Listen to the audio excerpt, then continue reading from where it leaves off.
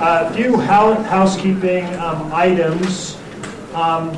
Dr. Jones's presentation will be about 90 minutes, and then we will have about a half hour for open questions and discussion. If you have a question for Dr. Jones, it's imperative that you come down and speak into this microphone down here, because as you can see, the whole event is being taped, and DVDs will be burned, so on and so forth.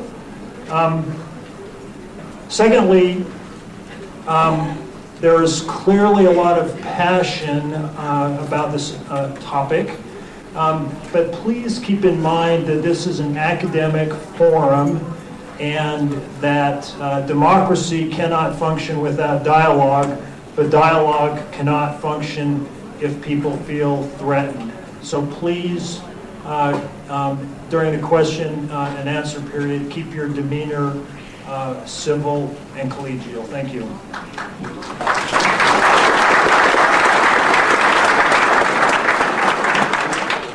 My name is David Keller. I'm director of the Center for the Study of Ethics here at Utah Valley State College. September 11th, 2001 unmistakably marks a turning point in history and has set the tone for the current political climate, both nationally and globally. The horror of that clear autumn morning will forever be burned into our collective psyche. For me and many of my generation, those born after World War II and who were too young to comprehend the significance of the Vietnam War, September 11th is perhaps, politically speaking, the defining moment. This moment is all the more significant if the public of a purportedly open society has not been given the full information regarding the collapse of the World Trade Center buildings. It may, at first glance, seem odd that an academic ethics center would invite a physicist to speak. Yet the collapse of the World Trade Center buildings illustrates a strange convergence of physics, engineering, ethics, and politics. To this end, it is my honor and great privilege to introduce Stephen E. Jones, Professor of Physics from the Department of Physics and Astronomy at Brigham Young University. His vita is too long to read, so I will just turn the time over to Dr. Jones.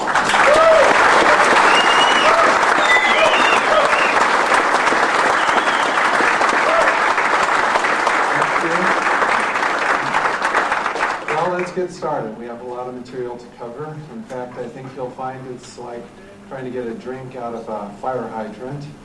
I apologize, there's just a lot of material out there. Now, even then, I can't expect that you'll be able to absorb all that, especially if it's your first time looking at this material, all that we're going to discuss tonight. So I have a handout. I hope that we had enough. There's obviously a lot of interest in this topic. It has been discussed in the Deseret News lately. Miami Herald carried an article talking about our scholars for 9/11 Truth Group, which we have, at last count, it's around 100. It was 50 last Friday, so we've grown. And I'll talk more about that group as we go along. So at the top of this handout, there are two papers I'll refer you to. And so if you have questions, of course I'll take questions at the end. But in addition, I'd encourage you to read these papers. That's why we write scholarly papers, is so that you can read on your own and digest and click on the websites and get some more information, look at the video clips at your leisure, and so on. Now tonight as we were starting, I noticed that this clip here, which is the collapse of Building 7, World Trade Center 7, I might say WTC from now on instead of World Trade Center. This clip I requested to be shown on the Tucker Carlson show, and I couldn't see what others were seeing, but they didn't show this clip. And it's ironic, this was the one that wouldn't play for us tonight. But now you see it, okay? So you've all seen it collapse. And as you notice, it dips in the middle, falls straight down and very rapidly. And that's the World Trade Center 7.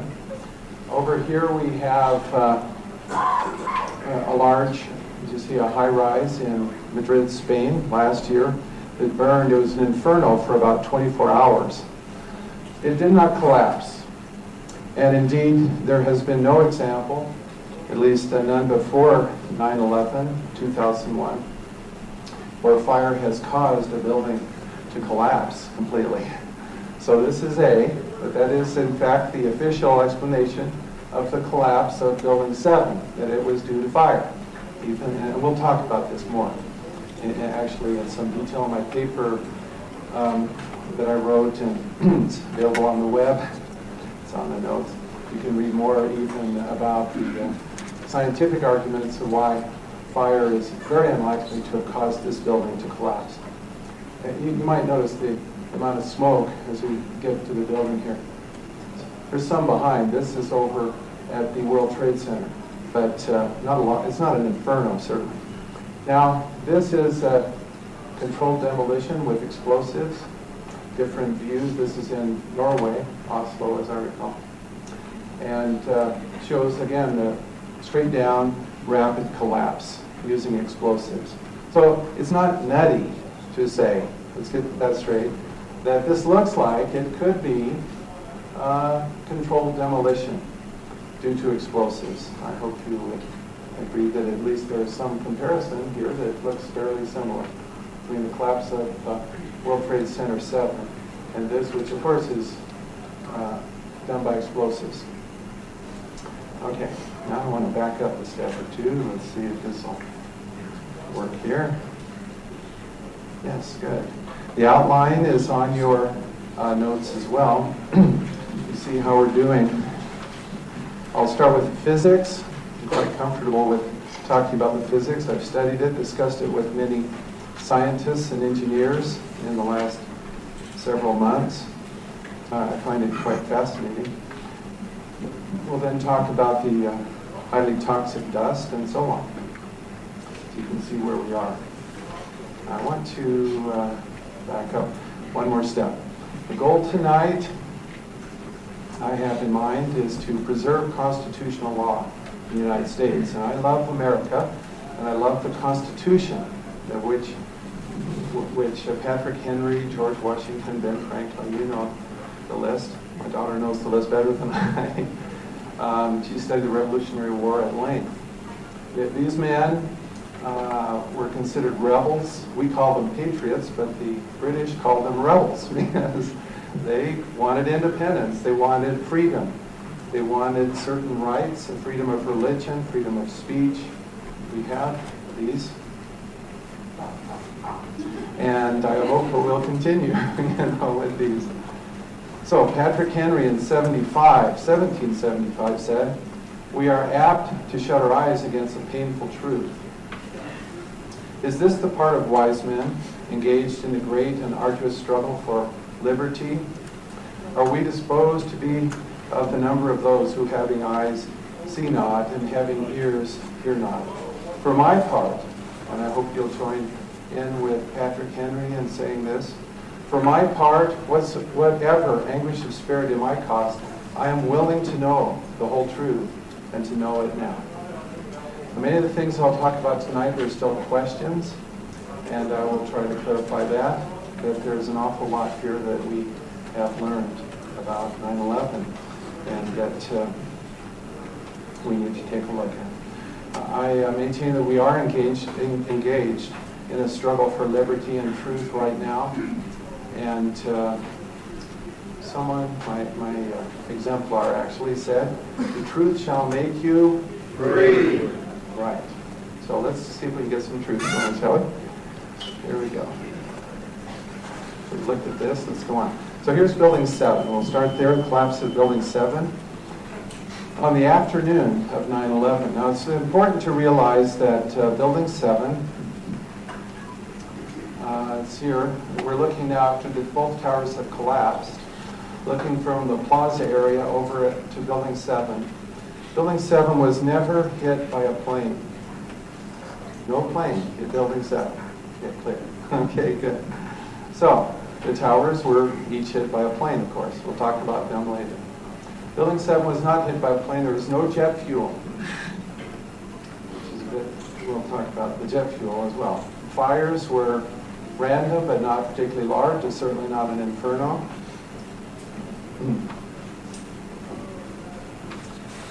It collapsed 7 hours after both twin towers had fallen. It's not like it's immediate. And it's not like a shock from the falling of the towers somehow made that fall, which we think happened immediately. We'll talk more about that as well. The official theory is damage and fire. Now here in this photo, you see the fires in Building 7. A close-up, and then you can see a little bit of fire in there. Not much. And yet when it collapsed straight down into a tight rubble pile. And very curious. In fact, engineers were baffled over the collapse of this building. And myself, I didn't see it on the day of September 11th. When I first saw it, though, I thought, this is very strange. I mean, that building should collapse straight down and rapidly. It just did not look like what I'd expect from law of entropy, which is things topple over. And indeed, other scientists and engineers have worried about this mystery of the collapse of the 47-story Building 7. Experts said that no building like it, a modern steel reinforced high-rise, none had ever collapsed because of uncontrolled fire before. So they're trying to figure out what happened, and worried that other buildings might have this problem around the country. Now, in giving this talk, by the way, there's a fair amount of material here. I'm not going to be able to read everything. I'll focus on the yellow parts, just so you know. If you're a fast reader, you can pick up the white. That's just the way the rule works here because of the time.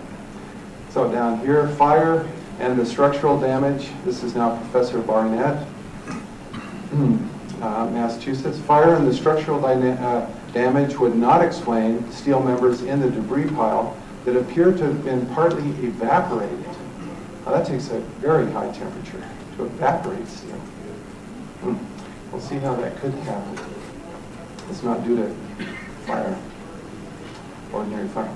Okay, so this is now some photos. We see some photos in the late afternoon. Not a lot of fire seen here or damage.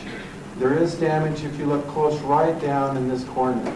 The corner from the Tower 1 did cause some damage here, which would make me think that it would, it's going to fall, it would fall towards the southwest corner.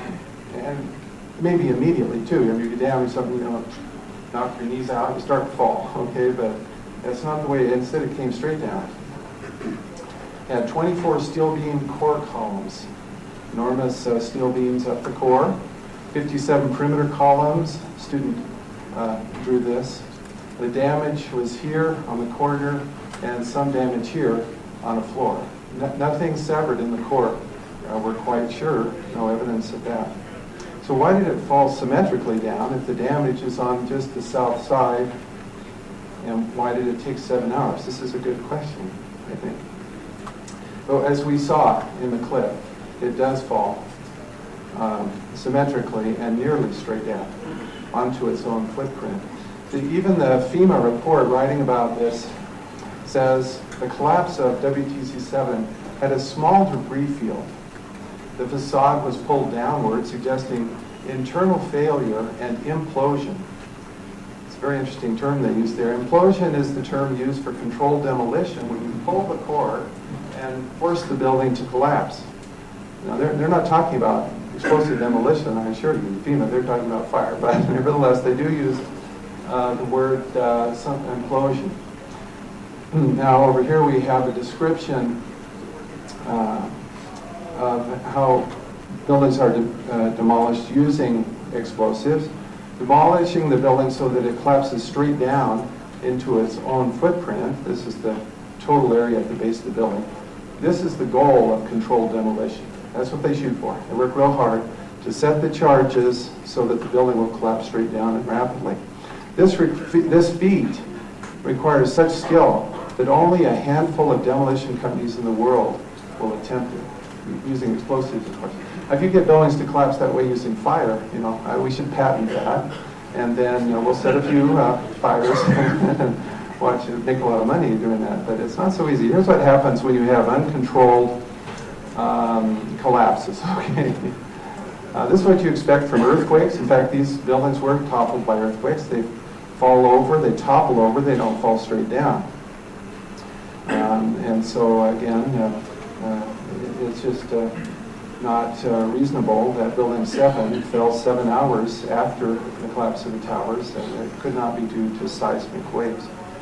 And if it were, it would have fallen immediately and toppled to the side that was damaged. That's not the case, of course. So this is out. This is what you'd expect also from uncontrolled fires. So something like this, you'd expect it to topple, twist, bend, and cause much more damage than it did.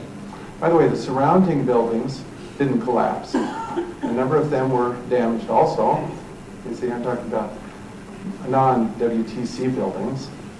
And so this is curious, the Building 7, about 350 feet away, that's over a football field away from the closest tower, should collapse in this way. It collapsed fast. And if you study this video clip I've got here second by second from my friend Jim Hoffman, WTC7.net, an excellent place to get detail, by the way, about 9/11. Jim has done a lot of research. But in timing this, and with some students, we had a number of students time this, it's 6.6 seconds to fall. And the free fall time, if you dropped an apple off the roof, without any air resistance, would be 6.0 seconds. With air resistance, it works out to pretty close to the same time as the building collapsed. How do you do that? You got all this material in the way. You've got this enormous steel columns, 24 of them, you think, and then the concrete too, resisting the collapse, slowing it down. If it's the pancake theory that the official reports talk about, so they talk about one floor hitting a stationary floor, and then that would slow the fall down. Those go together then and hit the next floor, slows her down. I did a calculation. You have to make some assumptions. It was over 10 seconds for the collapse. And I ignored the steel columns, just looking at the mass of the concrete floors and conservation of momentum. It's looking impossible to me as I do this calculation that the official theory could be corrected. It violates laws of physics, in this case, conservation of momentum. So, on the other hand, explosive demolition is very fast. You knock the material out of the way below, and the building collapses very rapidly. To many onlookers, the speed of the destruction is the most incredible aspect of an implosion. Note the word for controlled demolition. How can a building that took months and months to build and stood up to the elements for 100 years or more collapse into a pile of rubble as if it were a sand castle? Following the blast, a cloud of dust blows out around the wreckage, enveloping nearby spectators, as we observed, of course, on September 11th. Now, the 9/11 Commission report, they said that they would give the fullest possible account of the events surrounding 9/11, but they didn't even mention the collapse of Building 7. I can almost rest my case, but I'm not going to. I mean, this is really sad. It's very suspicious. And, of course, not good science to neglect data that's just so in your face there. It's so important. FEMA, let's see, do I have FEMA's quote? I think I do. But I will say just they admitted that their best hypothesis was really the only one they considered, which is fire, some damage, is they admitted it had low probability for explaining the collapse of Building 7. NIST, now this is the latest. NIST is the National Institute of Standards and Technology, another government-sponsored agency like FEMA. And at first, they decoupled their analysis, that's their word, their analysis of Building 7 from the Towers study. And now, just last month, just a couple weeks ago, there was an announcement from NIST that they're asking for contractors to study and analyze and figure out the collapse of Building 7. You almost rest your case again, but okay. So there's a good question here. What is going on that they don't just look at explosive demolition? And we should consider this possibility. None of these studies look at that seriously, at least not in writing, nothing we have in writing. Now we're going to shift over to the towers. As you can see, while the towers are being constructed, you see the central core columns, 47 steel core columns. Look at the size of these columns, huge, interconnected. I had an email from a mechanical engineer who read my paper and agrees with me, and she teaches at a major university. And she was a little worried about her job, but she said, you know, it's true. These buildings were solidly built, and this core, the way it's put together, it's like the comparison is to a biological, like a tree.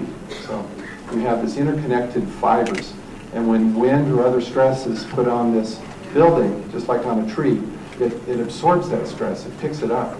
Now the designers of this building, actually both towers, said that they were designed to withstand being hit by multiple 707, this Boeing 707 collisions. That was the big jet in those days. And as we see in the official reports, it's not hitting the planes with the towers, with the jets that caused them to collapse. That's not it. So you're talking about fire again. And I have this little story. Actually, this professor I referred to, Judy's her name, sent me this photo of a stove, which she shows her mechanical engineering students, and she has the temerity to talk about the collapse of these buildings in her classes on mechanical engineering. She points out that when we burn burn wood, and in this case it would be office materials and jet fuel too, but the jet fuel burned off very rapidly. Anyway, when we burn organic materials, we don't expect the stove to collapse. It can stand. And she got a laugh too, and I thought she's made a good point there.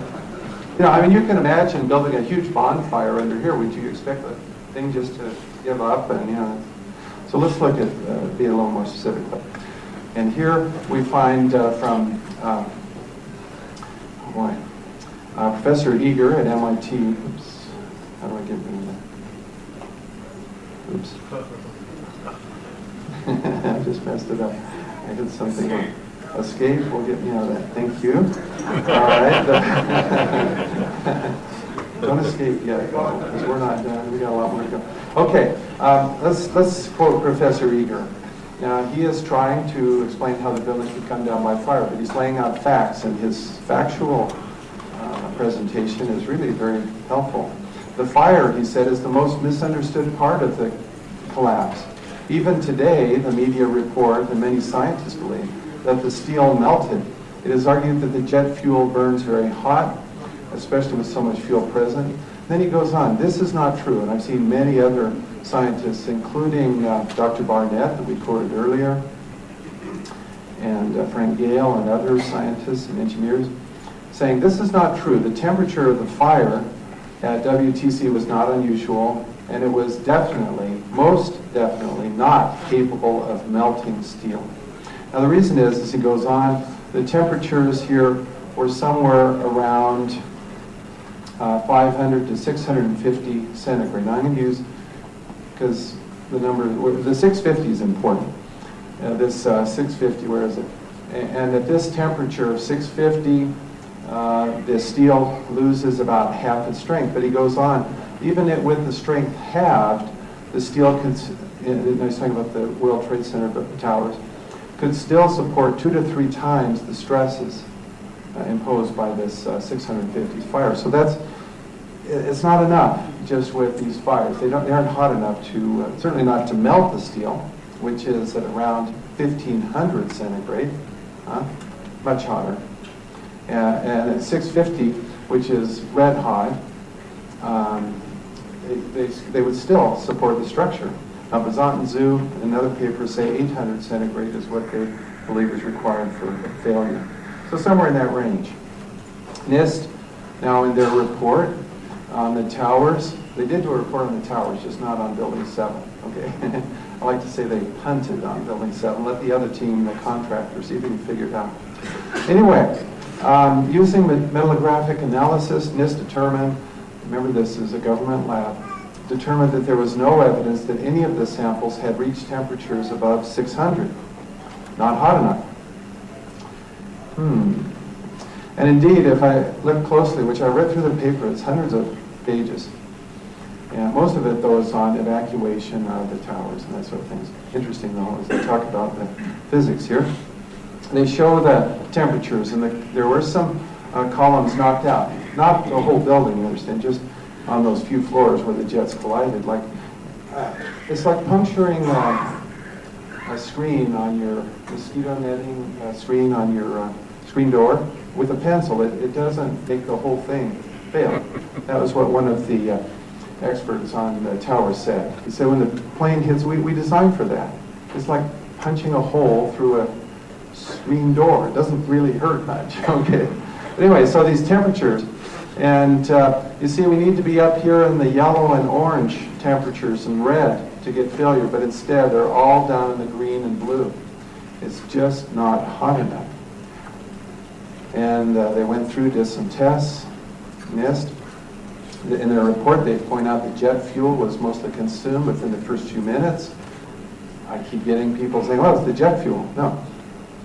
First Building 7 wasn't hit by a jet, but even these towers, when you look at the science, that burns up very quickly. It's not the problem. By the way, the steel has to get to 650, not just the fire.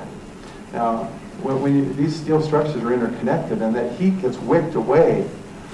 It's called heat transport. As you heat up one piece, that heat carries over and goes through this structure. And so it's hard to heat up one area to the temperature required for failure.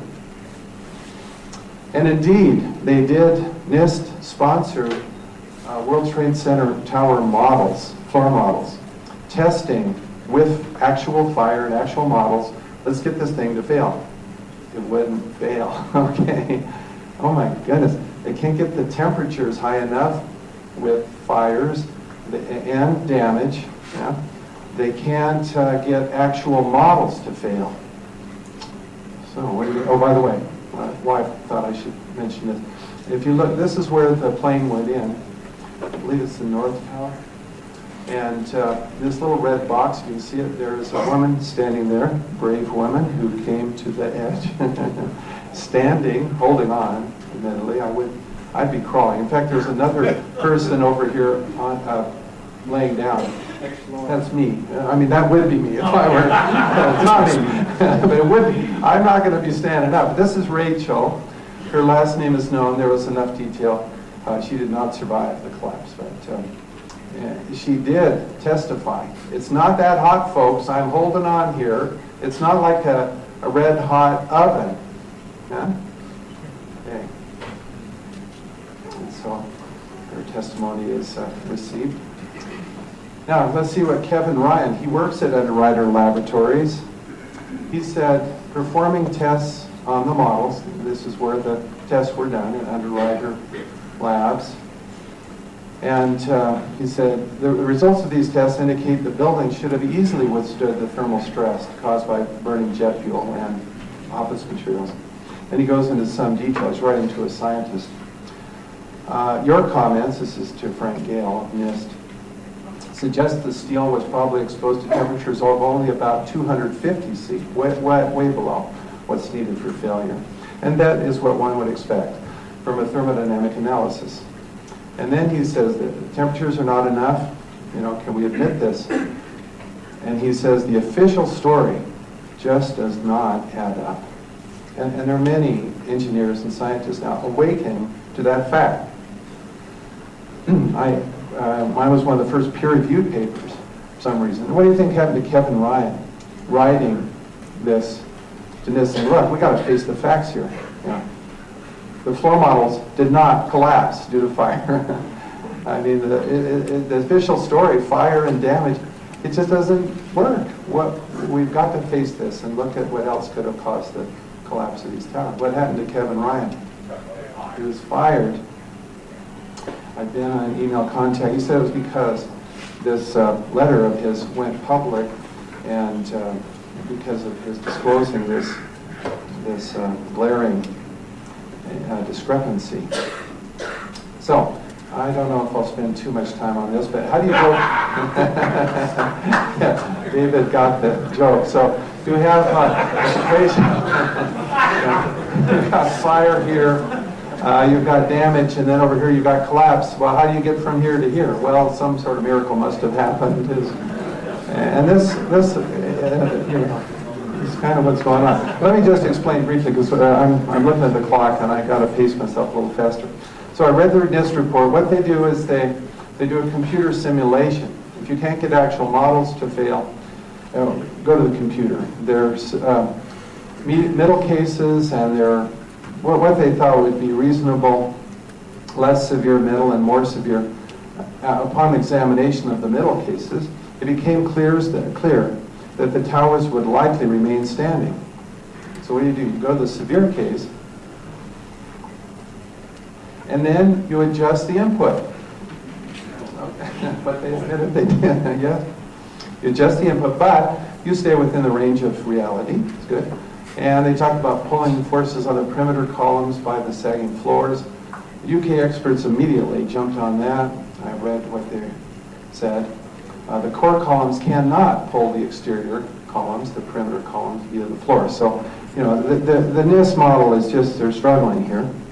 And then, as it came out in October, the final NIST report, we have structural engineers criticizing the NIST work. They say, look, I'm quoting, the investigators at NIST are refusing to show computer visualizations of the collapse of the towers, despite calls from leading structural and fire engineers.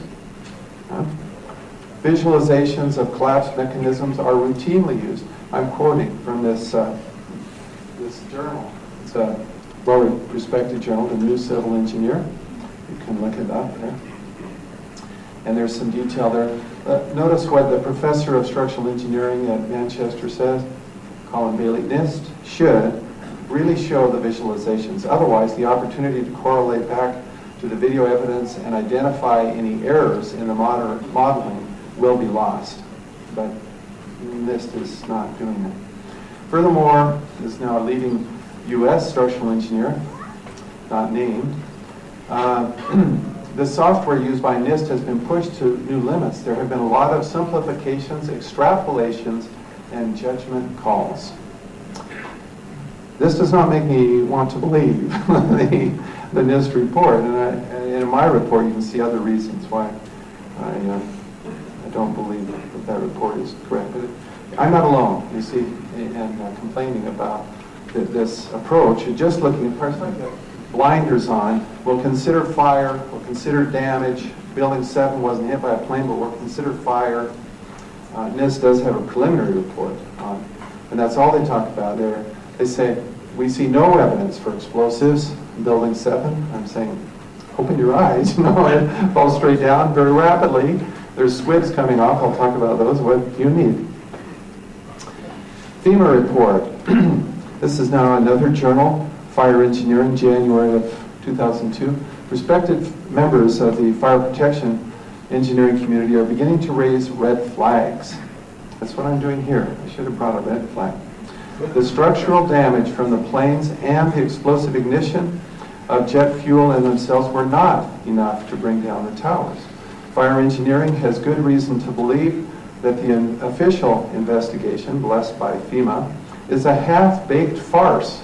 Now, these are not polite terms that we usually use. I mean, this is, though, they feel very strongly about this. These are engineers saying, look, you've got to do more than what you're doing.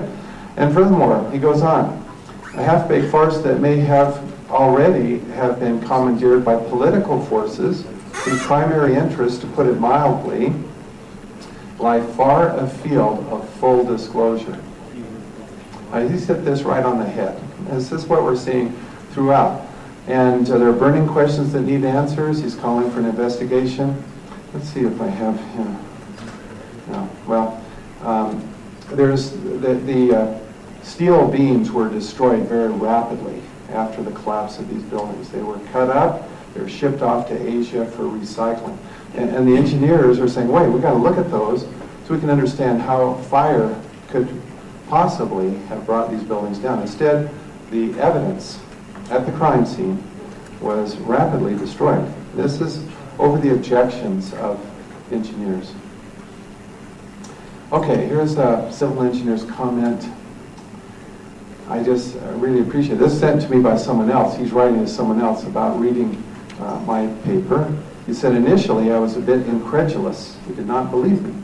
The sheer number of players that would have been involved is extraordinary. I'll come back to that. It's not true. It's a common misconception. I downloaded all the official reports, which we've been talking about, basically expecting to find holes in the good professor's hypothesis. I'm a professional civil engineer with a lot of experience in the construction of major structures. And I was just astounded, he says, at what I found. In my COO days, if my staff had put up reports like that, there is no way they would have been accepted, and I would have been asking some very tough questions, which I hope we're all starting to ask. The official reports, he concludes, are not at all convincing. That they are not is a serious worry. Take care. Yes. Okay. Now I'm talking. It is a concern. Now let me come back to this misconception, an extraordinary, that is a large number of players. So if you look at controlled demolition for these large buildings, the towers, it would only take about 4,000 pounds. That sounds like a lot, 2 tons, but 10 trips by 10 men, 40 pounds each, and you've got the explosives that you need. The charge, this is now, again, my friend Jim Hoffman talking about how this could be done. The charges could be hidden in elevator shafts, set off via radio signals. The elevator shafts were right next to the core columns, you see. You get in there. And then it could even be done by foreigners. I mean, however, you have to have access to the buildings. This is the mechanical engineer at Clemson, and she started teaching. I think I'm going to have to go over this, so it's interesting. But let me just read down here. But let me emphasize that point. So it does not take a large group. There might be a dozen or 20 leaders in the know of all that's going on. The rest are just following orders, you see, in a secret combination like that. Okay, so as far as I know, she says, I'm the only person in my department that doesn't buy the official story, and this bothers me. I've approached a few others, but they've each thought I was crazy, yet were unwilling to look at the facts. Now, this is a problem I've run into. Are there any physicists here tonight? Good. Where are you from? Good for you. Thank you. So we have one. I appreciate that. One back here. And one other back there. What was that? Back here. Yeah? Good. Where are you from? Originally from North Dakota, went to BYU. Okay, good. So there's a couple physicists. That's good. But anyway, I have the same problem. I don't notice any in my department here, although I did have a number when I was first talking about this way back in September of last year. So I can't say they were totally unwilling. But in her case, it wouldn't look at facts. So far, I've not been called the dean's office or chair's office for covering this material. I cannot make that same statement. Okay, however, they were kind. They said I could go ahead with the investigation and please give academic seminars and write papers, and that's what we're doing tonight. It's okay. See, it's not that BYU's trying to shut me up, okay? I get that, so that's not the case. And there are a number in my department that think that there are serious questions and that seriously doubt the official story that fire brought these buildings down. Okay, and then she says a little more. She didn't contact me last fall. I was afraid of what might happen with my career now. I'm more afraid of what is happening with the world than I am with my career. That's admirable. We have this group, Scholars for Truth. She joined us, and those two physicists and others, you know, if you want to join us, st911.org. It's real easy to remember. Okay, now we're going to look at some, you know, we're halfway through, folks, and I'm not halfway through. So I might look at one of these collapses, but then you've seen this one. That was the one we started with. Let's look at towers for fun. These are some towers, and show you. You'll see squibs. These are plumes of, oops, double click. There we go. You see the plumes coming off the side. You see, now it doesn't take a lot of explosives. You pull or cut. The term demolition experts use is pulling the building. You pull these core columns, get that out of the way, the support's gone, and then gravity brings you down. Now, it doesn't take. I've had so many. I had a mechanical engineer say, "Man, you have to have so many tons of explosives." No. You just don't understand how demolition works. It doesn't take that time. Here's another one for fun. Let's try. This one, you notice it dips in the middle first, and then down she comes as you pull the support. Okay, that's all it takes. Bring them down, straight down onto their footprint, just like Building 7. And the towers also came down, pretty much straight down, but there the explosions were at the top. It's a little different there. You saw that coming that way. It's interesting. It certainly could have been explosive demolition as well. No, it's not going to the next one. What do I have to do? Escape first? With this? There we go. I see.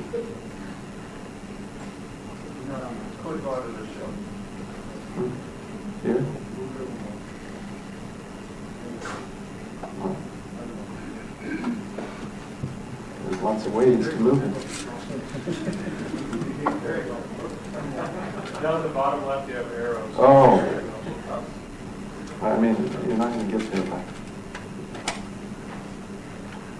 There we go. Okay. Here's the collapse of Building 7 once more.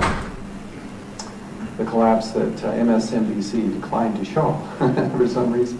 I'm curious, well, I'm sure a lot of you have looked at this before because you've started studying these issues. And this is a central issue, this collapse of Building 7. But I'm just curious, how many of you, is this your first time tonight you've seen Building 7 collapse? Quite a few. Cool. Okay. Great. And when it comes down. So here's a demolition expert. And he says, this is published in the New Scientist the day after, on September 12th. It looked like a classic controlled demolition. It's Mike Taylor, demolition contractors. If there's anything good about it, it's good the towers did not weaken to one side. They would have toppled onto other buildings. That's what you expect from uncontrolled demolition. You expect, this again is the law of physics. Second, the law of increasing entropy or disorder. You expect it to topple over. However, the collapse of the towers mirrored the strategy used by demolition experts. In controlled demolitions, explosives are placed not just on the lowest 3 floors, but also at the higher floors, on several consecutive floors. The explosions at the higher floors enable the collapse to gain downward momentum as gravity pulls the full weight of the unsupported higher floors into the lower floors like a snowballing effect. It's actually pancaking, but where you've pulled the material out of the way below. Okay? It cascaded down like an implosion. There's that word again. So here you see Building 7, upper right. And let's see, we saw the squibs, yes, we did. Remember the towers as we controlled demolition? You saw the plumes of gas and debris coming out the way. An explosion causes those plumes. Now if you look here at the tower, this is one of the towers, this is the other. Doesn't matter too much which one. You see these plumes way below the area where there's destruction up here and pulverization, which is also interesting. You see these plumes, and if you look closely, there's substantial debris in there. We're hoping to get a close-up of this and see if that isn't actually a beam that's been severed and is being hurled down. But these plumes, and I had a civil engineer who was otherwise very skeptical of my paper. He said, that really does look suspicious, this plume coming off it. There is one in the middle. Good eye. Yes, good eye. Okay, let's look again here. This is building 7 now. You'll see the plumes smaller, and they're going up, not down, which is significant. See how quickly they go up? Now, if it's collapsing floors, a floor making up air pressure, that should go down, not up. Well, this really does look like what you'd expect. And you see some in the front, too, over in this area, see, and over there. Okay, so, I mean, to me, I'm starting to get things. Testimony from firefighters reporting explosions, and it was on the lower level of the building, not just the upper. I'm moving along because I'm 15 minutes now behind. Okay, here's the expert, building fire expert saying, an editor-in-chief and fire engineer, look, we got to stop destroying the evidence. He's complaining about the structural steel that has been and continues to be cut up and sold for scrap. Crucial evidence that could answer many questions, which we all, or at least many of us, want answered. Apparently some don't. But the destruction of evidence shows the astounding ignorance. This guy tends to write rather boldly. He was upset. Shows the astounding ignorance of government officials to the value of a thorough scientific investigation. Finds nothing to justify this behavior. The destruction and removal of evidence must stop immediately. And then he calls for a thorough investigation. Destroying evidence. Why do they do this? There's a kind of famous cartoon depicting what we call pathological science. The guy has 2 snowflakes. He's written a paper saying no 2 snowflakes can be alike. And then here come these 2 snowflakes, and he sees that they're exactly alike. So what does he do? Destroys the evidence. You know, you don't want to. So that's what we call pathological science. In this case, we can call it unethical because it was a crime scene. Okay, now I would like to talk about thermite, one of my favorite topics. This is a demonstration, University in California, with thermite. The reaction is iron oxide, rust, plus aluminum, powdered aluminum, plus sulfur. Well, this didn't have sulfur, but if you put the sulfur in, it cuts through steel faster. And you see the white hot steel now. This reaches temperatures hot enough to evaporate steel. Does that sound familiar? Remember, evaporated steel was seen in the Nobel bottle. And this is the collapse of the North Tower. We see, just like you see here, this aluminum oxide coming off and glowing hot metal. It looks like, we're trying to get more photos, but this looks like, this is a steel structure now from the North Tower. Something glowing there, and then this trailing off smoke coming off of that. It certainly looks like thermite, but there's more. There's molten metal found beneath both towers and Building 7. Now, the temperature, according to Eager and others in these fires, is about 650 centigrade. To melt steel requires 1,500. Thermite gets you up well past that, 2,500.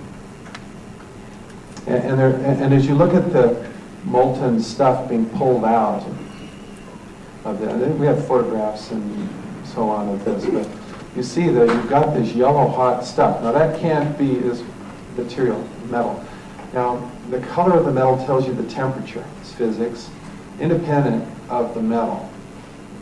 So this has to be something that can hold together even when it's salmon and yellow hot. Well, what is that? Structural steel can handle that, you know, lemon and salmon temperatures, no problem. Aluminum, where's aluminum? Melts at 660. If this had been aluminum, it would just be liquid. It can't be solid at those temperatures. Now, wasn't that picture taken some weeks after this? Yes, and it was also weeks after, thank you. And after this slag solidifies, we finally got a picture of this. You see it's covered with a red, which certainly looks like rust. Again, the end product of the thermite reaction is molten iron. And you see the entrained cement and rebar here, of course. Aluminum does not make, I've had people say, well, it's just aluminum from the planes. Well, I'm sorry. And first of all, there's molten metal beneath Building 7, and there was no plane there. Okay, so, and plus the fact, of course, we're building the evidence here. We're hoping to analyze some of this stuff and really nail it as, does it have high iron content and aluminum oxide as well. Explosive specialist, I have read your paper concerning the tower's collapse and agree military thermite, which is the type with sulfur as an accelerant to make it cut through steel much faster, is the only explanation for the molten slag found weeks after the collapse. Thermite charges used in conjunction with small linear charges. Now, emphasize that. I believe that if thermite was used, there was also explosives like HDX or RDX used as well. FEMA talks about the sulfidation. This is in the FEMA report. I'm sorry. It's this Professor Barnett again. He's a good guy out in Massachusetts. Said, look, we found this steel under Building 7, and it's got sulfidation, means sulfur attacked the steel, which it does. Where did the sulfur come from? Good question. Used in conjunction with thermite, it's called thermate. It's a military form, and it's used to cut through steel rapidly. Hot spots in the rubble corroborate the reports of the deep down molten metal. This is, well, let me just say, this is FG is building the south tower, and then the north tower is, let's see, north tower is a CD right here, this area, the red color, and then this is Building 7. The red-orange implies these very high temperatures. This is 5 days after 9/11. Okay, I'm going to skip this. Well, I'll read the... There is an explosion at the base of the building. This is Building 2. White smoke from the bottom. White smoke, again, consistent with thermite. Something happened. See, what you do is you want to cut those core columns, these huge steel cores, down low. And this is what the demolition expert said. If I were going to bring the towers down, I would put explosives in the basement to get the weight of the building to help collapse the structure. Gosh, that sounds just like what happened, particularly at Building 7. But you know, the towers also, there are reports of explosions. Now we get to a little thing that's kind of important, a puzzle piece. I brought along a puzzle, which my wife dug out for me. We're putting out these puzzle pieces, you know. Molten metal at the bottom of the both towers and Building 7. And rusty, when you look at this light. The collapse of Building 7, straight down. The rapid collapse of Building 7. The fact that the fires were not hot enough, you know, we're trying to put these pieces together and figure it out. Here's another one of these puzzle pieces. In Building 7 was the CIA's undercover New York station. And also offices of the Department of Defense and FBI. Now this is a high security building. It's not like you can have hijackers running in there. It's cordoned off on 9/11 and start planting explosives that day. No, or the towers either, of course. And this is a particularly high security building. Now, here's another puzzle piece, which I think will interest you. At the bottom here, I mentioned this briefly. The towers were old and loaded with asbestos. There was much discussion of how we're going to get this asbestos out of the towers or take the towers down. It was prohibitively expensive. The owner/leaseholder of these buildings insured these buildings, the World Trade Center buildings, against terrorist attack less than 2 months before 9/11. I'm not, sure, but he did receive an estimated over $4 billion in insurance payment. Now the cleanup was out of our money, taxpayers. The building of these buildings, it looks like, will be largely funded by taxpayers' money. This guy's pocketed a fair piece of change. And I would ask a few questions, if I were in a position to do so. I am asking the questions, it's just not in a position to get the answers on your own. Okay, anyway, it takes weeks to plan, you should know that. not a lot of explosives, 3,000 pounds per building, but it takes weeks to plan to bring a building down like this and to plant explosives to get a building to come down in this way. Who could pull it off with the CIA, FBI, and DOD in a highly secure building? So questions naturally arise whether this was an inside job. It doesn't look like the hijackers brought the buildings down. That's what I said in my original paper. And it's just science. I mean, it's just almost inescapable. I don't see any way out of it. Scott Forbes wrote that on the weekend just prior to 9/11, there was a power down condition in Tower 2, the South Tower, for approximately 36 hours. Ben Fountain says, over the past few weeks, we've been evacuated a number of times from the World Trade Center South Tower, which is unusual. I think they had an inkling that something was going on.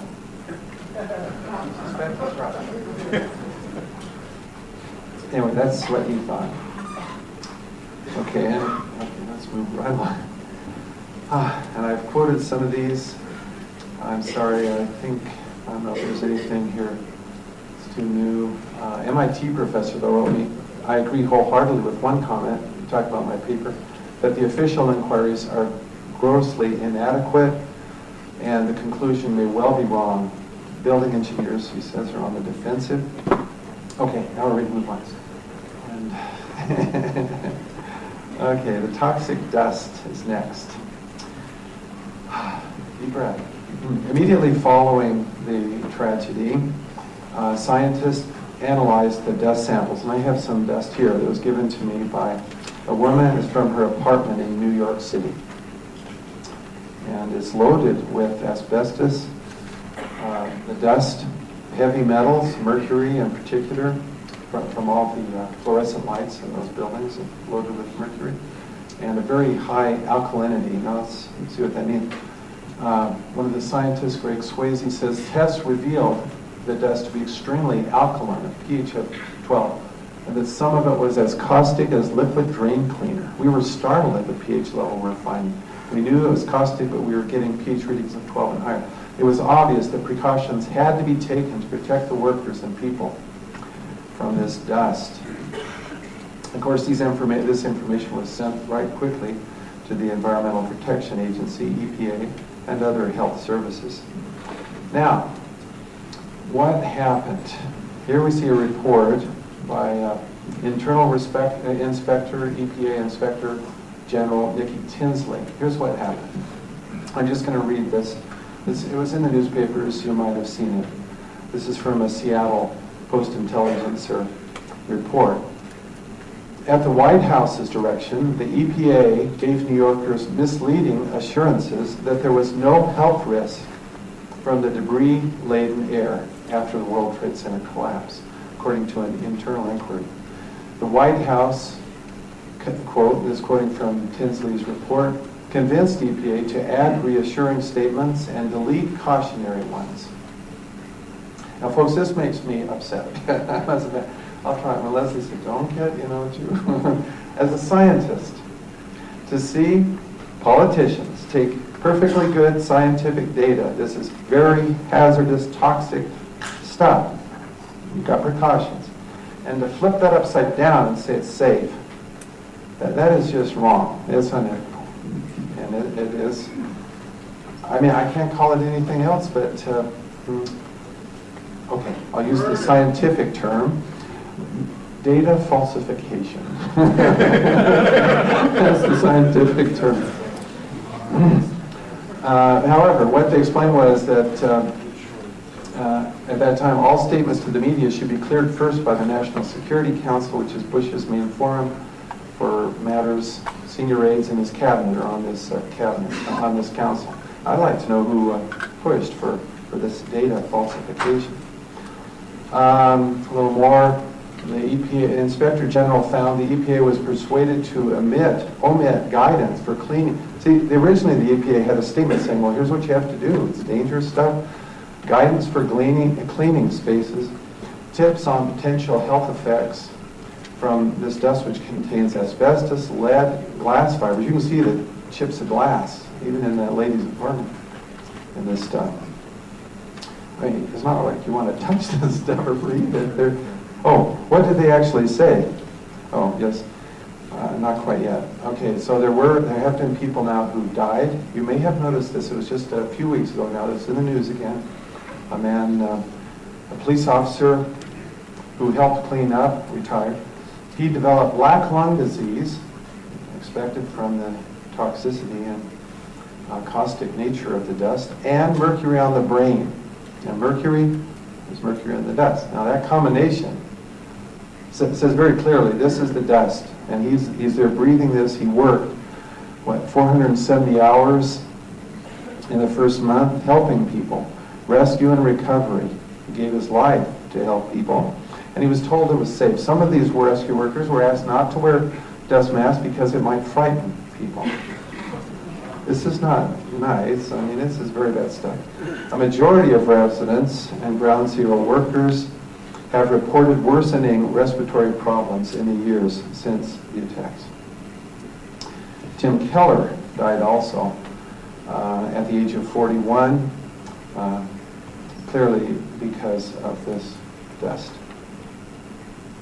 It's actually difficult to say for sure in some of these cases, people have respiratory problems. So, I mean, you've got black lung disease and mercury on the brain, and you worked for many hours. I mean, come on, it's pretty clear. What do we have to do to prove it to you? This is bad stuff. And they shouldn't have said it's safe. So here's where they're saying it's safe. I'm quoting from the EPA press releases directly. And this is the ones that went out to the public, not the initial one that had cautionary warnings, but the ones that went to the public. And again, what was it? 5 times in 10 days after 9/11, saying this is safe. Our tests show that it is safe for New Yorkers to go back to work in New York financial district. This was obviously one of the prime concerns of politicians. We want to get the financial district going again. EPA Administrator Christy Whitman, who has since resigned, announced that the results, air and drinking water monitoring, indicate these vital resources are safe. And then we have a scientist, though, and I'm proud of this man, Thomas Cahill, UC Davis, said, look, we felt based on the measurements that we had made a mile away from the site, that the materials coming off of the hot collapse pile, there's again that, heat, were much more dangerous, in fact, than we had been generally led to believe. Yes, much more dangerous. It's certainly not safe. And of course, they've been hit with a lawsuit for people unnecessarily exposed to potentially hazardous levels of asbestos and other carcinogens and toxic substances. The lawsuit accuses the EPA of a shockingly deliberate indifference to human health. Again, that bothers me. I don't like it when they falsify data. I'm trying not to say lie. Okay, I'm trying to say data falsification. Okay, why? Because, I don't know, people don't like it when you say the government lied to you. But clearly, this is data falsification. It was very dangerous stuff. Yes, Leslie, I'll try not to get too passionate about this. Okay, I asked students about this. We have a class. We're talking about science and ethics. Obviously, it's a topic that I raised to them because it's an ethical question and relates to science as well. Here's what the students responded to me. I have them send me emails. The public should definitely have been warned about the dust, but what would happen if they were? This could have caused a major impediment in the rebound of the economy. Very practical person. I guess it's just a question of what is more important to those in authority. I think the student hit it on the head there. What is more important, you see, to those in authority? Is it right to sacrifice some lives for the national good? A student asks. In this context, my point of view is that honesty is the best thing for the people. Losing lives due to the toxic dust can be thought of as a propagation of the terrorist act. That's an interesting point of view. And here's the student, last at the bottom here. I've been thinking a lot about this, she wrote.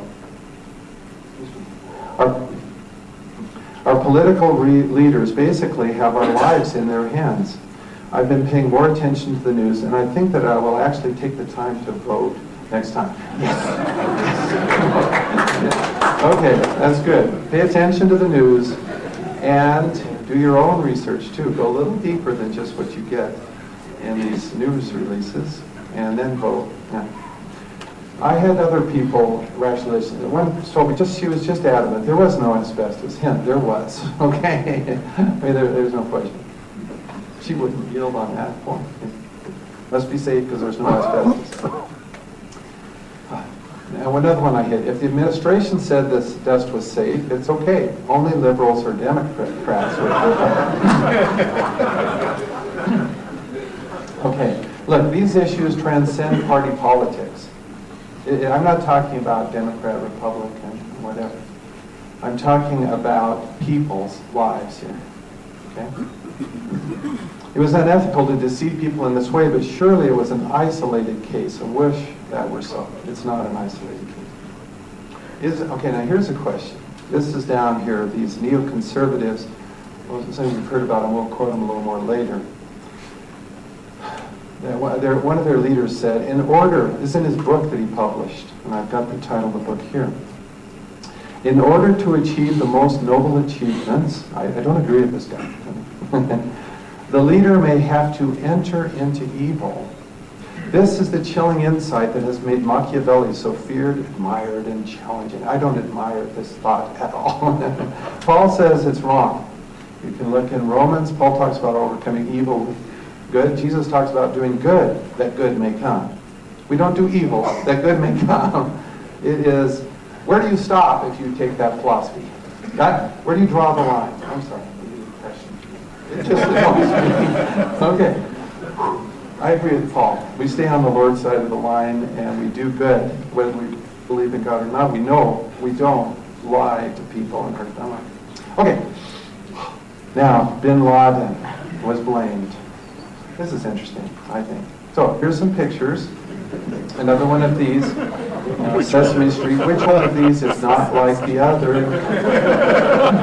Okay. Yeah.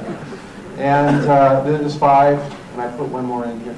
So let's sing out which, as you look at these, but you've seen bin Laden through the years. I mean, we've all seen him, I'm sure. Which one of these just does not look like your bin Laden? Sing out the number letter? E. Okay, good. But that's probably him, huh? Okay. Now we did some analysis. I worked with a student on this because it looks pretty obvious, but if you do some detailed work on it, we looked at the length of the nose and nose to the width. We looked at the nose-ear distance as well. This guy's ear is tilted quite a bit. The picture is not real clear, unfortunately, from this, but it's clear enough. This ratio is about half of Al Jazeera's. This is the Osama bin Laden released by the Pentagon and the Bush administration in December. Now, I don't know why more people didn't say, wait a minute, that's not bin Laden. But here's what bin Laden himself said 5 days and then was at 17 days after 9/11. He said, I stress that I have not carried out this act. This is a videotape now. And Al Jazeera, yes, and this is the fellow, the one that we're all familiar with, which appears to have been carried out by individuals with their own motivation. Then on the 28th of September, just 17 days after 9/11, I have already said I am not involved in the 11 September attacks in the United States. As a Muslim, I tried my best to avoid telling a lie. Now, I'm not saying he's a good man, but I'm just saying, let's give him a chance, okay? And see, why do we all think that he's responsible? Did you know that he denied this? See, what happened was the U.S. administration urged American media not to broadcast these words because they're saying perhaps he's giving signals to the cells of terrorists that are still in the United States, which is possible. But as you actually look what he says, he is denying that he was involved. He says at the bottom, the United States should trace the perpetrators of these attacks to those persons who want to make the present century a century of conflict between Islam and Christianity so that their own nation could survive. That's quite a statement, but I'm not saying it's right either, but it's something to think about. Now this is again, the bin Laden from the so-called smoking gun video. And it's true that he does say that he was, this guy is, that he calculated the number of casualties from the enemy who would be killed based on the position of the tower, and he's clearly talking about that. Now let me just move along quickly on this. I asked a bin Laden expert, Duke University professor Bruce Lawrence, if this was bin Laden. He replied emphatically, this is not bin Laden. And he went on to tell me in his email, just within the last couple of weeks, he doubts that the bin Laden tape, you remember the one aired in January? He said, again, that doesn't sound like bin Laden. But that was an audio tape. This is video, and we can clearly rule out bin Laden. And this is after the release of the so-called confession tape. He says, again, the United States now has attacked Afghanistan and killed many people. They are innocent, but on a mere suspicion, the United States has launched this fierce campaign. We have witnessed the true crimes of those who call themselves... should I not give this guy a chance to speak? I think I should. Okay. We have witnessed the true crimes of those, of those who call themselves humanitarians and claim to be defenders of freedom. Certainly not for these people who have died. Now here's what the Muslims did say. They said, this does not look like bin Laden to us. And this is the tape released Thursday. This is back in December of 2001 by the Bush administration. What happened was, as our soldiers went into Afghanistan, and then they found this tape in a large city. So I guess they were looking at a lot of videotapes, but they found this one. And immediately they said, this was bin Laden. The Muslims tend not to agree. They say it's not a proven fact, still not a proven case that he directed it, this 9/11 attack, that he planned it or funded it. Now, Mayor Giuliani, regarding this tape, said that it showed bin Laden was the personification of evil. President Bush became aware of these doubts and suspicions, and mostly in the Muslim world, and he said it is preposterous for anybody to think that this tape is doctored. That's just a feeble excuse to provide weak support for an incredibly evil man. Well, my own conclusion is that this is not bin Laden. And I'm not sure then what this is smoking gun confession tape, but it's not him. Now this is what's happened then is that bin Laden was convicted on TV. The question is, what other suspects were even investigated? The evidence from the crime scene, as we've seen, was destroyed as the steel beams were cut up and shipped quickly away. The dust was declared safe. Surveillance videos and flight recorders have been seized and not released to the public. I'm talking here about the surveillance videos at the Pentagon in particular. They released 5 frames, which don't show a jet going into the Pentagon at all. It's very suspicious. And so, again, if I were to talk about good science, we start with the facts and draw conclusions. Bad science is we start with the conclusion. I wrote it here, I put this on myself, Muslims did it, and then we look for facts or whatever we find to support it. That's bad science. You start with we start with the data, okay, and then we build our conclusions. That's what I'm trying to do here, to lead to conclusions anyway. So, what happened? The U.S. immediately attacked and occupied Afghanistan to kill Al-Qaeda, as I said, and to get bin Laden. Oddly, bin Laden is apparently still on the loose. Al-Qaeda is growing throughout the world, and very rapidly. In fact, there's an editorial by Paul Roberts, Dr. Roberts, who worked in the Reagan administration. He's very concerned about all this. He's emailed me and agrees that there's something very wrong in the official story of 9/11. He said that 95% of the terrorists have developed. I mean, the Muslims are angry for some reason for us attacking their country. They feel it was without being attacked. They say, Iraq didn't attack the United States, but what are you doing? Iraqis are saying that we're defending ourselves. Anyway, 95% of terrorists have grown since then, built up since our attacks on Afghanistan. And I noticed in the U.S. News and World Report, the opium trade in Afghanistan has taken off too. Tripled, you say. Why is that? We got our military, we control the country. Why are we allowing this opium trade? Big business, I suppose, but people are more important than business. I think that's true. Okay. But anyway, I don't know all the details, but there's some questions there.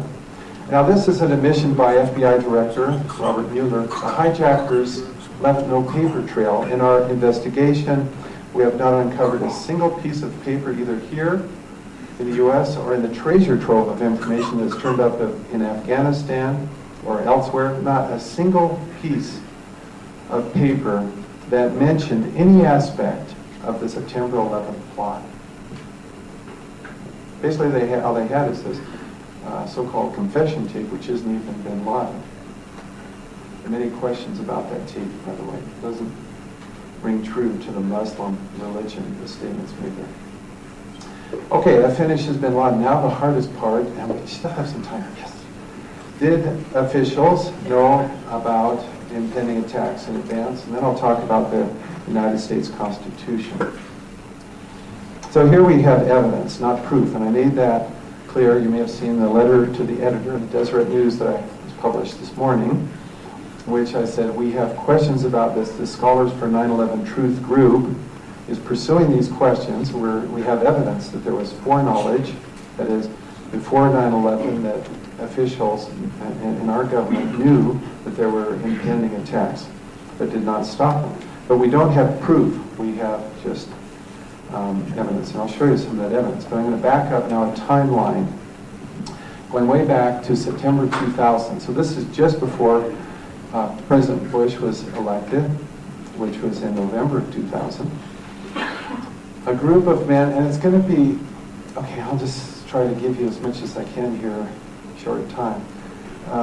A group put together a document, and it's available now on the web, that you can read, and I've read a fair amount of it, in which they, and these are the people involved, you recognize some of this, Vice President Cheney, Paul Wolfowitz, who was Assistant Secretary of Defense with Don Rumsfeld, who's also on this, Richard Pearl, Louis Libby was recently indicted, Jeb Bush is the brother of President Bush, and this Michael Ledeen, the guy who said we have to enter into evil to achieve noble, etc.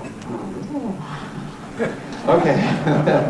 The United States, and now just from the document, which you can read, the United States has for decades sought to play a more permanent role in the Gulf. I'm talking about the Persian Gulf, Iraq, and so on. While the unresolved conflict with Iraq, this is 2000 now, I'm saying the conflict there is unresolved, provides the immediate justification, the need for a substantial American force presence in the Gulf transcends the issue of the regime of Saddam Hussein.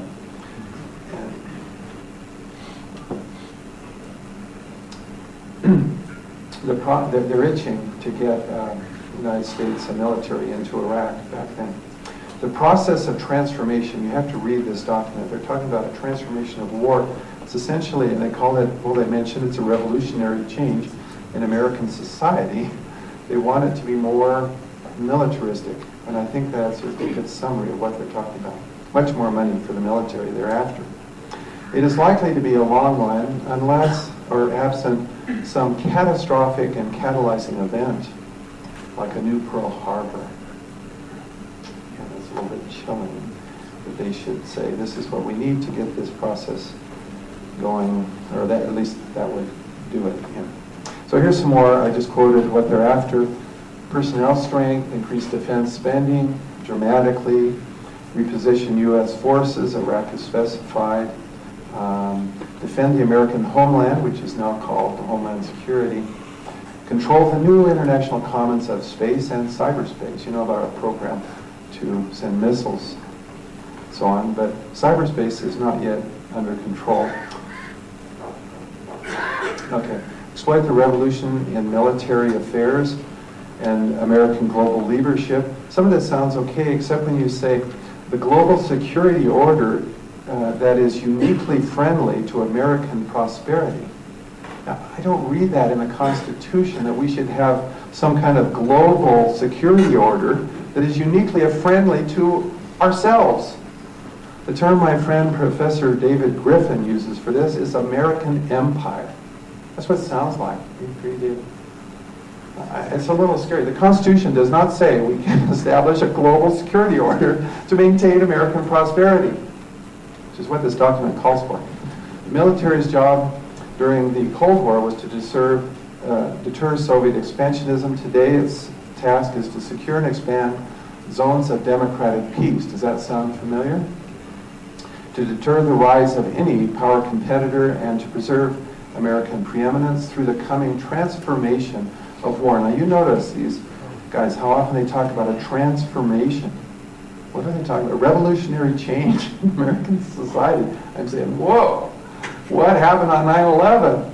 It was a revolutionary change, but I'm not sure I like it. I'm not sure it's ethical. I'm not sure it's right to use preemptive war, which followed from that change in our policy. Okay, and again, I quoted this, transformation, the process of transformation, since it brings revolutionary change, is likely to be a long one, absent some catastrophic and catalyzing event. I sure hope we don't need another one of those.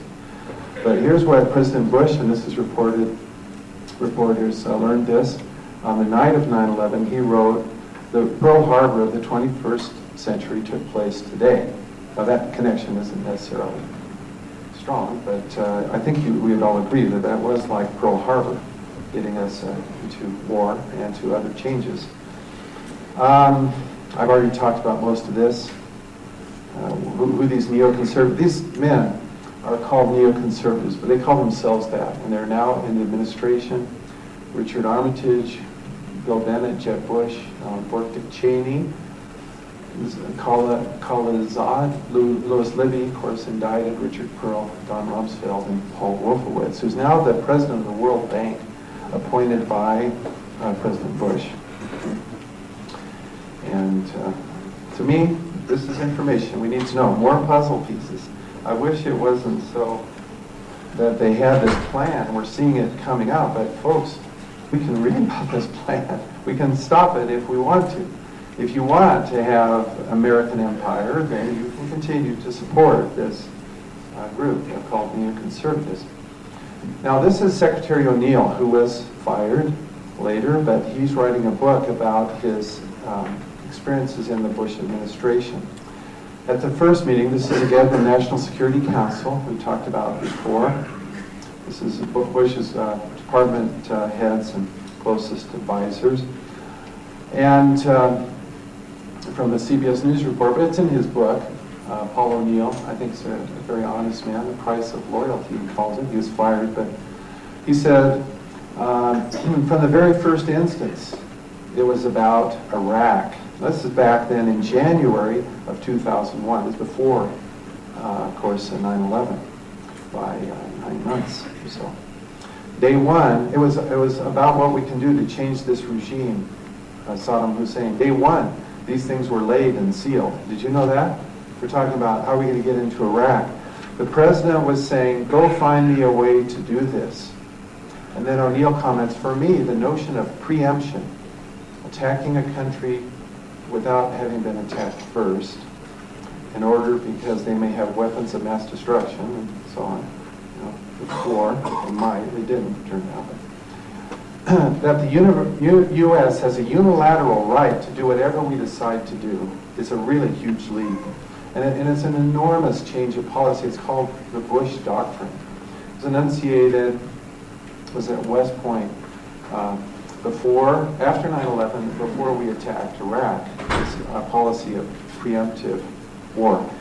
Is this a fact? I mean, okay. preemption, and you can just look up Bush Doctrine, Google on that.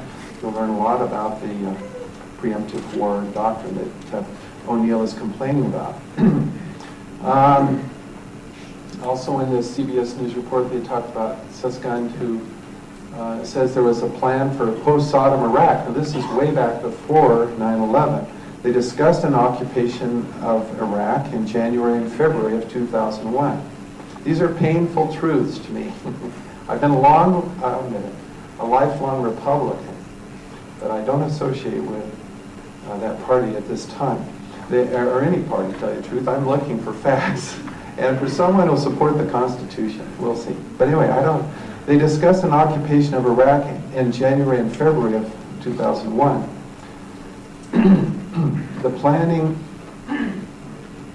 The planning envisioned peacekeeping troops, we have those in Iraq, war crime tribunals, we have those in Iraq, and even divvying up Iraq's oil wealth was discussed. Interesting. We haven't done that. That's not a popular thing to talk about. This is a quote that I just struck, and I put it in here also. It's Dick Cheney famously said, "Deficits don't matter." I'm sure many of you heard that at a cabinet meeting. Secretary O'Neill objected to that. He said they do matter. We can't just keep ballooning our national debt, which has grown by about 30% in the last 4 years, 1/3. But Cheney said, we won the 2002 midterms, this is our due. I don't know if you've noticed how the national debt's expired. I'm worried about it. Okay. Now, forewarning.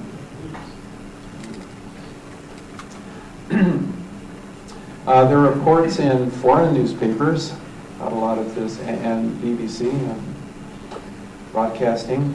U.S. officials were warned of imminent major attacks by terrorists, especially during the summer of 2001, this is before 9/11, by Britain, Egypt, France, Germany, Israel, Italy, and so on. There were names of 4 of the terrorists. I don't recognize all of these, but I do recognize Mohammed Atta, who was one of the principal hijackers. Anyone tell me which tower he flew into? I'm not sure. South Tower, I think. North Tower. North Tower. We got a consensus on it. He didn't survive. His passport was found, yes. Okay, another question. So as this came out, and this came out, of course, after 9/11, the fact that these warnings were given to the United States government, and Jane's Intelligence Digest says, it is rather strange that the U.S. media seems to be ignoring what may well be the most explosive story since the 11 September attacks, the foreknowledge. Well, there's a lot of explosive stories, including explosions, that were heard by many people, but as you see, the squibs and so on. Okay. Kurt Weldon. I support Kurt Weldon. He's a Republican out of Pennsylvania. He is pursuing this question of the foreknowledge by the government of Mohammed Atta. And the intelligence operation which pursued Atta is called Able Danger. You may have heard of that. And Kurt Weldon is spearheading this investigation. And here's what he says as he rises last summer. I rise because information has come to my attention over the past several months that is very disturbing. I have learned that, in fact, one of our federal agents had, in fact, identified the major New York cell of Mohammed Atta prior to 9/11. And we'll go on. There's an editorial about this. And now here's a man, I think, who respects the Constitution. Representative Kurt Weldon, Pennsylvania. To his credit, he's pursuing this. An editorial about this, which was in the Wall Street Journal, says, and I'm just quoting now from the editorial, the final 9/11 Commission report, released in July of 2004, concluded that American intelligence agencies were unaware of Mr. Atta until the day of the attacks. This now looks to be embarrassingly wrong. Even the most junior investigator would immediately know the name and photo ID of Atta in 2000 is precisely the kind of intelligence the FBI has many times employed to prevent attacks. Yet the 9/11 Commission inexplicably concluded it was not historically significant. This astounding conclusion. See, these words that people use, like, what is going on here? How could they make a conclusion like that? And later, initially the 9/11 Commission people said, well, we didn't know, and then later they said, well, yeah, we did, but we didn't think it was that important. Gosh, it's very important. This astounding conclusion, in combination with the failure to investigate Able Danger and incorporate it into the findings of the Commission, raises serious challenges to the Commission's credibility. There's a book about the 9/11 Commission by David Griffin, which I recommend, which I've got, and I've read a lot of them, which challenges more than just this oversight. And 9/11 families, of course, are concerned about this. One woman says, I am angry that my son's death could have been prevented. This is a very serious thing. It needs to be pursued. And I support Representative Weldon in his investigation. Here's some more. On September 10th, the day before, just a number of things happened. It could be coincidences, but it could be there was foreknowledge. Newsweek reported on September 10th, Newsweek has learned, a group of top Pentagon officials suddenly canceled travel plans for the next morning, apparently because of security concerns. On September 10th, Donald Rumsfeld admitted at a press conference that over $2 trillion in Pentagon funds could not be accounted for. Quoting Rumsfeld, according to some estimates, we cannot track 2.3 trillion in transactions. Ordinarily, you'd get some interest out of that soon.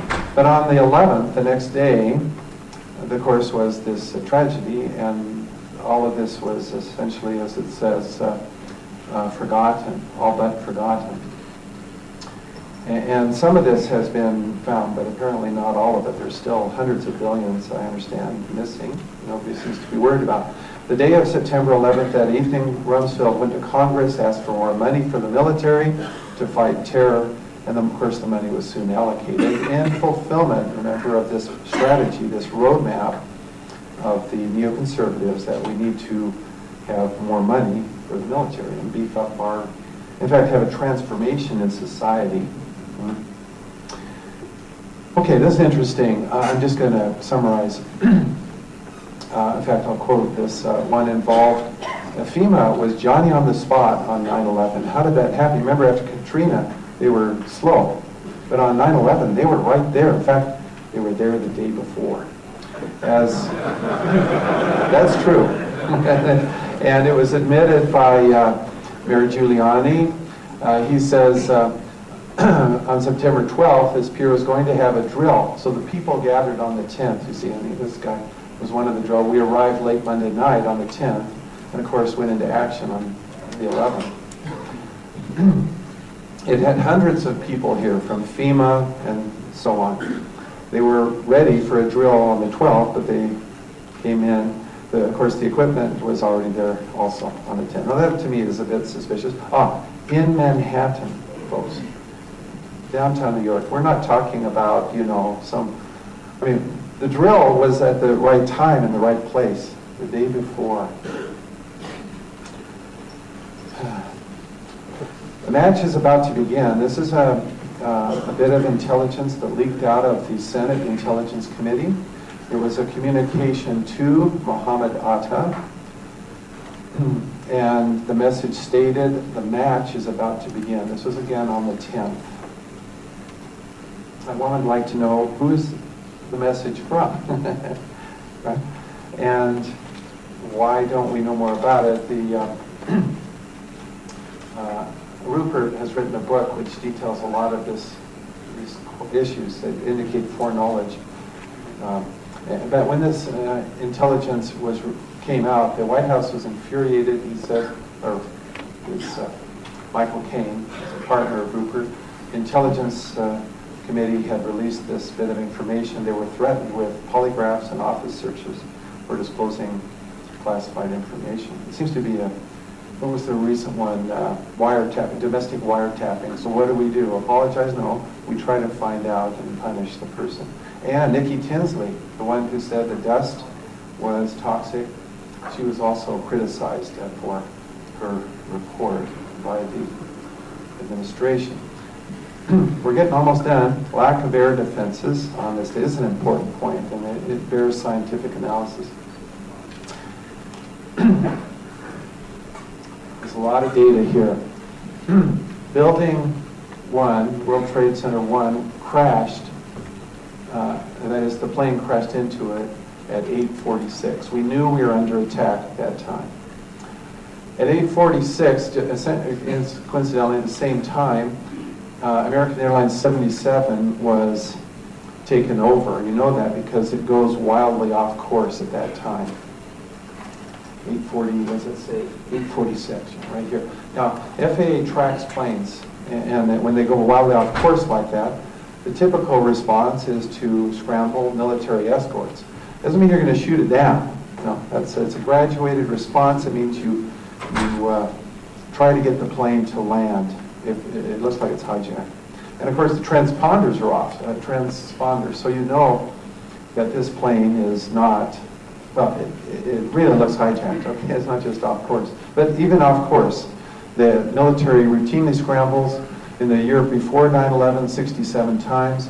Near DC, it only takes about 5 minutes to scramble a jet because, as you see, there are 2 Air Force bases right here, north and south of Washington, D.C. So we're talking 5 minutes. Now, the takeover was 8:46. 52 minutes later is the collision of the plane and the Pentagon, or something. I'll just leave it at that. At 52 minutes, where were our air defenses? Now, this is a very important question. It just takes minutes. We routinely scramble aircraft. Where were our defenses that day? This concerns me deeply. The 9/11 Commission report deals with this. Of course, they can't ignore it. Washington Post says, here's how they handled it. Portray a discombobulated government that can't even keep track of the hijacked planes. Fighter planes flying in the wrong directions. Pilots have no idea why they're in the air. Well, that may be, but I'm afraid there's a little more to it than that. I'm not going to listen to the video from her. We will skip some of this. Let me read, though, what people say. Generally, it's impossible to carry out an act of terror on the scenario which was used in the USA yesterday as a Russian Air Force commander. As soon as something like that happens here, I reported about that right away, and in a minute we are all up.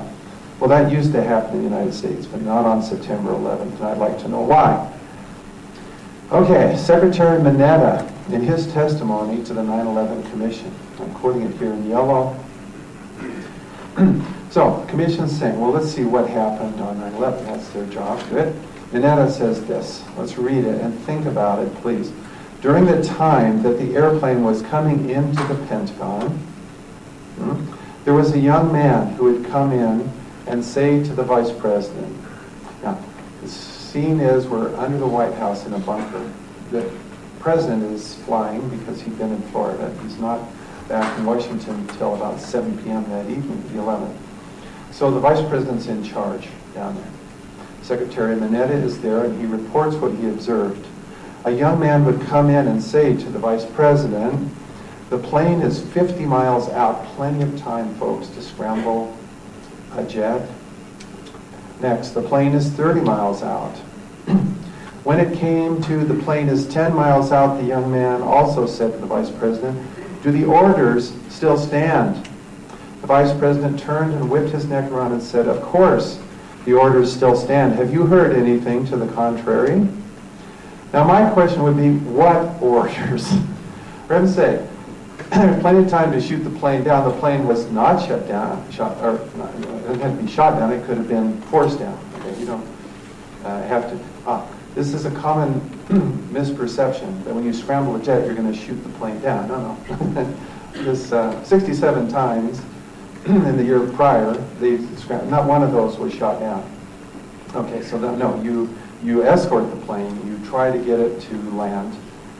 I mean, shooting down is absolutely the last recourse, of course. In this case, there's plenty of time to scramble a jet. There was no jet scramble. The plane was not intercepted, and it crashed into the Pentagon, killing many people, including a Latter-day Saint. I read in the Deseret News, a woman in the Pentagon when this plane hit. And where were our air defenses? And what are these orders? And why didn't the commission ask about these orders? You know, Minetta's testimony, he seems like an honest man to talk about this. His testimony was not even included in the 9/11 Commission report. I'd like to know what is going on. Flight recorders. This fellow, Nicholas DeMasi, firefighter, worked with federal agents. We loaded up about $1 million of equipment. There were a total of 4 black boxes. We found 3. According to the government, 0 were found. This is in the towers. See, we want to know what's happening on the flights, what's really happening. So that's just another puzzle piece. I don't know if that's as important as what those orders were. Here's another puzzle piece. President Bush was in Florida at an elementary school during the attacks, reading a book about goats with the children. And we'd already had an attack. Remember, it was 8:46. And he told a reporter he'd heard about the attacks, but he goes ahead and heads to the school. And let me get to, well, he said he saw an airplane. I saw an airplane hit the tower. The TV was obviously on. But you know, this is the first tower now, and that was a private person, and that was not shown on TV. People didn't even know that this private person had captured that first plane hitting the tower. It was not shown for, I think it was 3 or 4 hours after the first tower had been hit, and then this person came forward with his video evidence. It was long after, so this is puzzling. Maybe he made a mistake there. Andrew Card came in at 9:02 and whispered in Bush's ear, and he said, "America is under attack." This is now the second tower being hit, and Bush continues to sit there for another 20 minutes or so, about 20 minutes, until about 9:25. Now my main question is, I mean, I can understand this is shocking, and he might not have known what to do, but where were his handlers, the security agents? Of course, he's in a public place, we're under attack, he's in danger, and the children are in danger. Let's get him out of there. 20 minutes he sits there. This is puzzling and disturbing in the sense that it's unexplained. I don't know how to explain it unless they knew beforehand, but maybe not. There's some questions there, certainly. These are the puzzle pieces. There are many more, some of which are in our papers. And finally, I'd like to point out the United States Constitution provides for defense, not wars of aggression, when we haven't even been attacked by Iraq. The core principles of the Constitution are limited, balanced government, reserving powers and rights to the states and the people. Protection of inalienable rights are given by God, not the government. I wish I could read through this, but I won't. But, you know, this is just a recent editorial. Paul Roberts worked under Reagan, President Reagan. He's very concerned about what is happening in the current administration. He's was a good Republican. You see, I understand, worked with Reagan. I really respect President Reagan. Why does any American think that spying, in many ways, spying without a warrant has any more effect in reducing the threat of terrorism than spying with a warrant? You know, we have, the law says it's in yellow, the law permits the president to spy first for 72 hours, 3 days, and then come to the court afterwards for permission. So there's really no excuse not to have a warrant. You get it after the fact. President Bush has said he's not going to do that. Many people are saying that's against the law. I'm wondering, why not do it legally? The law allows this, and who's being spied on. And then I want to point this out too. Americans need to desperately to understand that 95% of all Muslim terrorists in the world were created in the past 3 years by Bush's invasion of Iraq. And where's another point? Oh yes, here. Prior to Bush's invasion of Iraq, a large majority of Muslims had a favorable opinion of America. Now only about 5% have a favorable opinion. This is sad. Why are we doing this? So, Constitution provides for common defense. I think we need to question wars of aggression. I've noticed that there are sword rattling relative to Iran lately. Fox seems to be giving various reasons for this. I don't think that we should attack Iran if they haven't attacked us. I don't believe in preemptive war. I believe this is a very dangerous and oppressive policy. It's contrary to international law. It was never the policy of the United States until the Bush Doctrine, which was, I think, enunciated in 2002. Well, actually, you find it in the neoconservatives' writings before that. They wanted this preemptive war. We've got it. I think it's illegal. We need to get back to the rule of the Constitution and law. No one should break the law with impunity, including warrantless wiretapping. We have law. It allows you 72 hours to get permission. Torture. I can't understand why Vice President Cheney and the President were wanting the CIA to be able to have torture. Do we have secret prisons in Eastern Europe? Why are we talking about these things? I'm saying, whoa, what is going on? I guess there's no proof yet, but it saddens me that we've strayed so far from the Constitution, evidently. There are 3 branches of government, not 1 or 2. The legislative branch is charged with declaring war, not the president.